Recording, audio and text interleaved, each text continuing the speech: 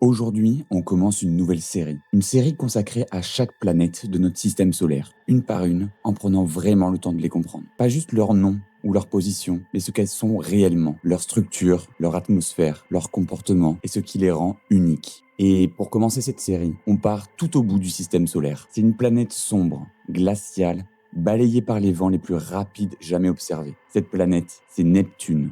Neptune est la planète la plus éloignée du Soleil, et cette distance change absolument tout. À environ 4 milliards de kilomètres de notre étoile, Neptune reçoit une quantité de lumière ridicule comparée à ce que nous recevons sur Terre. Le Soleil y apparaît comme un point extrêmement brillant, mais minuscule, perdu dans un ciel presque entièrement noir. Cette distance implique quelque chose de très important. Le temps ne s'écoule pas de la même manière sur Neptune. Une année neptunienne dure 165 années terrestres. Autrement dit, depuis sa découverte au 19e siècle, Neptune n'a même pas encore effectué 2 révolutions complètes autour du Soleil. Cela veut dire que quand on observe Neptune aujourd'hui, on ne voit qu'un instant très court de son histoire climatique. Ces saisons durent des décennies. Ces changements sont lents à l'échelle humaine, mais extrêmement violents à l'échelle planétaire. Et pourtant, malgré cette distance extrême et ce manque d'énergie solaire, Neptune est tout sauf une planète calme. À première vue, Neptune ressemble à une grande sphère bleue, assez simple, presque lisse. Mais cette apparence est trompeuse. Neptune n'est pas une planète gazeuse comme Jupiter ou Saturne. Elle appartient à une catégorie différente, qu'on appelle les géantes de glace. Cela signifie que son intérieur est composé en grande partie d'eau, d'ammoniac et de méthane, mais sous des pressions si énormes que ces substances n'existent plus sous des formes classiques. À l'intérieur de Neptune, la température grimpe à plusieurs milliers de degrés. Et cette chaleur interne joue un rôle absolument fondamental dans le comportement de la planète. C'est cette énergie produite depuis l'intérieur qui alimente l'atmosphère de Neptune et explique pourquoi elle est aussi active, aussi instable et aussi violente, alors même que la planète est plongée dans un environnement glacé. La couleur bleue de Neptune est l'un de ses traits les plus connus. Mais là encore, la réalité est plus complexe qu'il n'y paraît. Ce bleu est principalement dû au méthane présent dans son atmosphère, qui absorbe la lumière rouge et laisse passer la lumière bleue.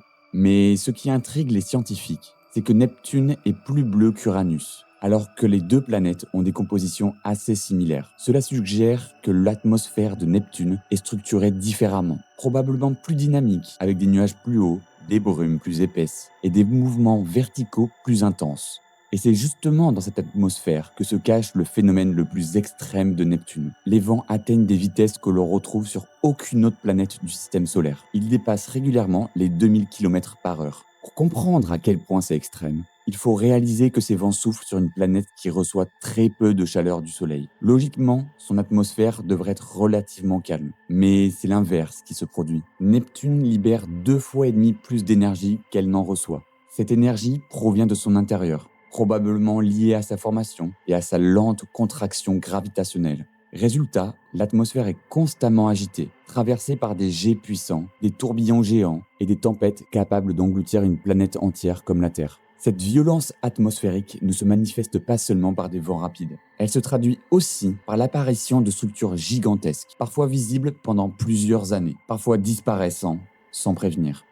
Lorsque la sonde Voyager 2 survole Neptune en 1989, elle révèle quelque chose d'inattendu. Dans l'hémisphère sud de la planète, une immense tache sombre est visible dans l'atmosphère. Elle sera baptisée la Grande Tache Sombre, en référence évidente à la Grande Tache Rouge de Jupiter. À première vue, on pourrait croire à un phénomène similaire. Mais en réalité, ces deux tempêtes n'ont pas grand-chose en commun. La Grande Tache Rouge de Jupiter est stable depuis des siècles. Celle de Neptune, en revanche, est beaucoup plus instable. Quelques années seulement après son observation, elle disparaît complètement. Depuis, d'autres taches sombres ont été détectées, parfois dans l'hémisphère nord, parfois dans l'hémisphère sud. Elles disparaissent, se déplacent, changent de forme, puis s'effacent. Cela suggère que l'atmosphère de Neptune est bien plus chaotique que celle de Jupiter, et que ces tempêtes sont alimentées par des mécanismes encore mal compris. Ces taches sombres sont probablement des zones de basse pression, entourées de nuages très brillants, qui montent depuis les couches inférieures dans l'atmosphère. Elles sont souvent accompagnées de nuages, de méthane gelé, visibles comme des formations blanches, très lumineuses. Ce qui frappe les scientifiques, c'est la vitesse à laquelle ces structures évoluent. Sur Terre, une tempête met des jours, parfois des semaines à se former et à se dissiper.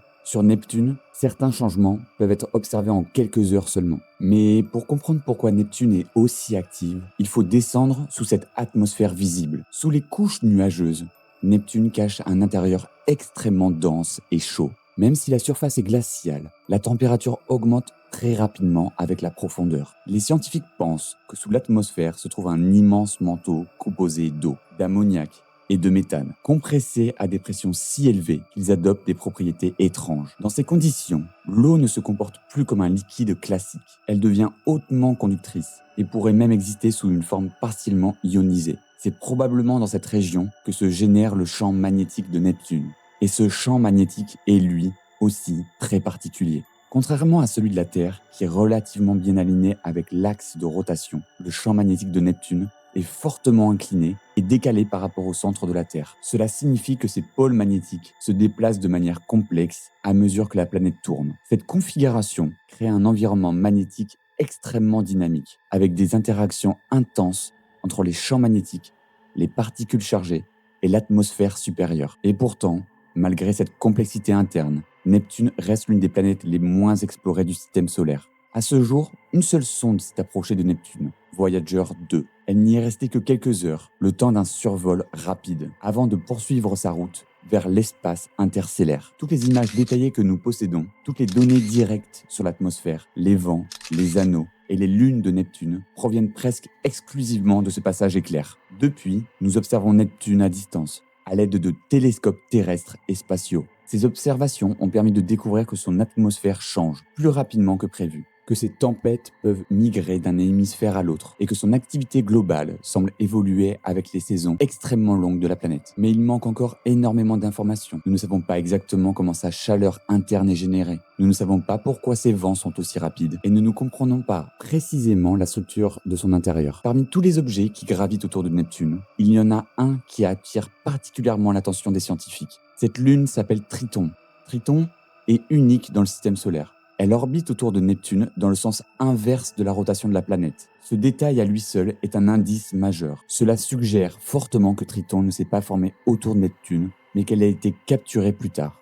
Probablement un objet issu de la ceinture de Kuiper, une région lointaine peuplée de corps glacés. Cette capture a dû être un événement extrêmement violent. Elle a probablement profondément perturbé le système des lunes original de Neptune, dont il ne reste aujourd'hui que des vestiges. Triton est un monde glacé, avec des températures de surface avoisinant les moins 230 degrés. Et pourtant, malgré ce froid extrême, Voyager 2 a observé des geysers à la surface. Des geysers projettent de l'azote à plusieurs kilomètres de hauteur, signe que Triton possède encore une forme d'activité interne. C'est l'un des objets les plus froids du système solaire à montrer une telle activité. À très long terme, Triton se rapproche lentement de Neptune. Dans des millions d'années, elle pourrait franchir la limite de roche, être déchirée par la gravité de la planète et former un nouveau système d'anneaux. En parlant des anneaux actuels de Neptune, ils sont d'ailleurs très discrets. Ils sont sombres, fins et souvent incomplets. Certains forment des arcs plutôt que des cercles complets, ce qui est assez rare dans le système solaire. Ces structures semblent être maintenues par l'influence gravitationnelle de certaines petites lunes, mais leur stabilité à long terme reste encore mal comprise. Aujourd'hui, Neptune est redevenu une cible prioritaire pour l'exploration spatiale. De nombreux scientifiques considèrent que comprendre Neptune est essentiel pour comprendre une grande partie des exoplanètes découvertes autour d'autres étoiles. En effet, les planètes de taille comparable à Neptune sont parmi les plus communes dans notre galaxie. Autrement dit, Neptune pourrait être la clé pour comprendre des milliers de mondes lointains. Plusieurs projets de mission sont à l'étude, incluant des orbiteurs capables d'étudier l'atmosphère sur le long terme, et peut-être même des sondes atmosphériques capables de plonger dans des couches nuageuses. Neptune est une planète paradoxale. Elle est lointaine, froide, plongée dans l'obscurité, et pourtant incroyablement active. Ses vents sont les plus rapides du système solaire. Ses tempêtes apparaissent et disparaissent sans prévenir. Son intérieur cache des formes de matière que nous ne savons pas encore reproduire sur Terre. Et surtout, Neptune nous rappelle une chose essentielle. Même dans notre propre système solaire, à quelques milliards de kilomètres seulement, il existe encore des mondes que nous comprenons très mal. Cette série commence avec Neptune, mais elle ne fait que commencer.